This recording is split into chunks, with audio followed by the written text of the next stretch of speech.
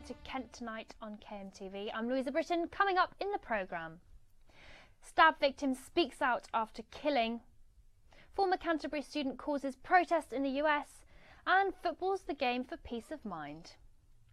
But first this evening, the best friend of a man who was stabbed to death on holiday has spoken out about his ordeal. Ben Barker was away with George Lowe back in August in Cyprus. George was wounded in the neck and died hours later. Josie Hannett reports. Two friends enjoying a lad's holiday in Ayia Napa. For Ben Barker and his best friend George Lowe, little did they know this was the last evening they'd ever spend together. Just hours later, George was killed. Ben was stabbed 4 times in the back, but he survived. I was sort of looking through the crowds to see this guy, and the one I did recognise, the one that George had previously hit, and the guy had ran away after trying to attack me. He sort of came through a couple of people and tried to hit George or tried to attack George, and I saw him and I managed to get him around the back of the neck. So I was just restraining him, and he was sort of tussling with him a little bit, and then that's when I started getting stabbed in the back. So yeah, I was stabbed 4 times, and the last one he left a knife in my back. 6 months on from that horrific night, Ben set himself a challenge of running 2 half marathons in 2 days. He's hoping to raise £5,000 for victim support who help those affected by crime and traumatic events.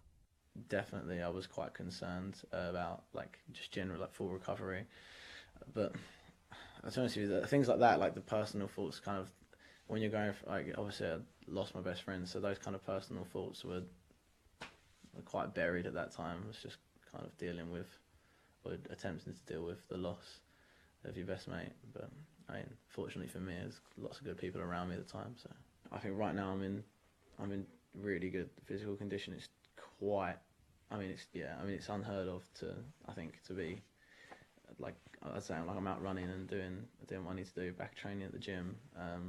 So yeah, the recovery I've made is for me, it feels incredible. I can't believe it. The funds raised will be valuable to help people who've experienced shocking moments in their lives. For Ben, it's a start in trying to put the tragedy behind him and move on with his life. That's something George Lowe will never be able to do. Josie Hannett for KMTV. A group of burglars linked to ram raids and break-ins across Gravesend and Medway have been sent to prison. Jacob Winnett, Lee Hutton, Scott Parker and Daniel Lincoln were all charged with conspiracy to burgle after they committed more than 10 offences last summer. These included break-ins at shops and a pub in Gravesend and Medway. The incidents happened between June and July last year. Together they were sentenced to almost 20 years in prison. The family of missing teenager Ben Savage have been told a body has been pulled from the River Medway. Josie has more.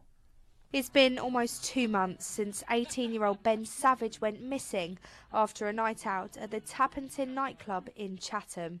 Yesterday, his family were told a body was pulled from the River Medway, around 1.5 miles away from where Ben was last seen on CCTV in the area of Sun Pier. Though it may look quiet here today, in the past 2 months it's not been unusual to see search teams along this part of the River Medway.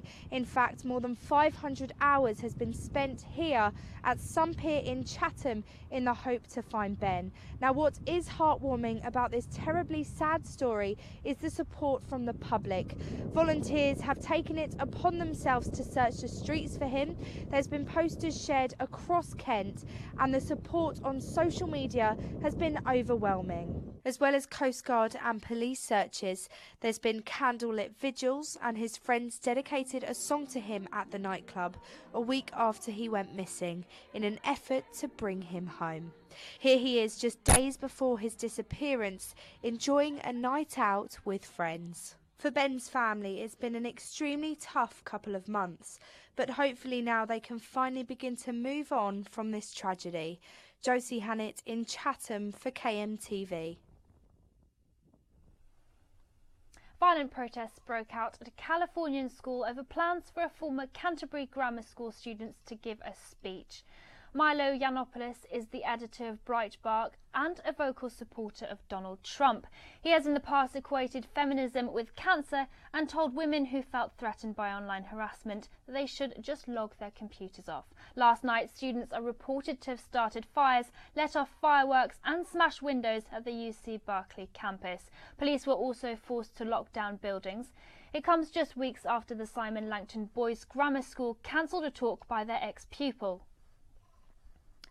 The government will be investing more than £34 million into 9 projects across Kent to help create jobs. Ashford International is just one of the places that will be given a boost by the funds. The station will be given almost £5 million to improve its signalling system. Overall, the cash injections are expected to deliver more than 6,000 new homes and create or safeguard 30,000 jobs. A homeless man in Folkestone has refused to part with his dog Nala, even if it means he could finally get a home. Graham Shawland got Nala when his father died and says he doesn't know what he'd do without her. My dog is everything to me. She's my best friend. She's been there with me throughout for the whole 2 years. Sometimes the only person to talk to. And yeah, I'd be lost without her. I've been offered temporary accommodation, but I'd have to give up the dog, and that's just not going to happen. I want a home with the dog, where, you know, I'll be happy and just get on with my day-to-day life, really. You know, get back to normal, get some normality back. Today is National Time to Talk Day, where people are being encouraged to speak more openly about mental health. One football team in Swale has been set up precisely for this. This might look like any football team training for a game, but unlike most, the Swale Tigers' goal isn't winning, it's mental health recovery.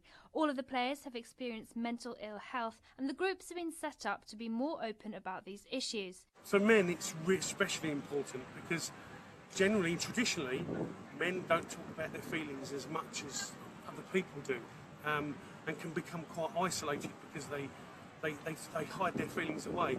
Extremely important.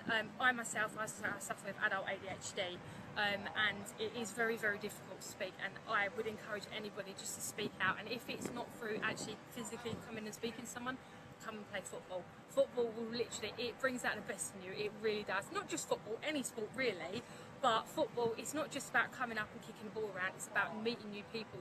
For them, football is a way of helping both themselves and each other, and they hope similar clubs will open across the county. And in sport, we could see some new faces on the pitch for Gillingham as they take on Bradford on Saturday. The Gills made 5 signings in the January transfer window, including the loan of Bournemouth's Joey Quigley and Harry Cornick on deadline day.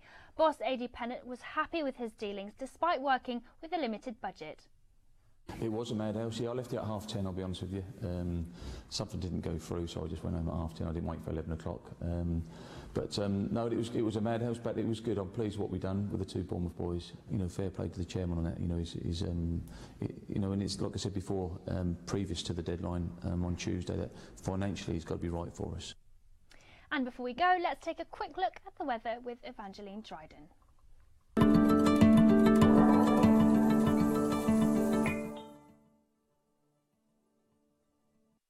Tonight will be a dry but cloudy night across Kent with temperatures of 9 degrees.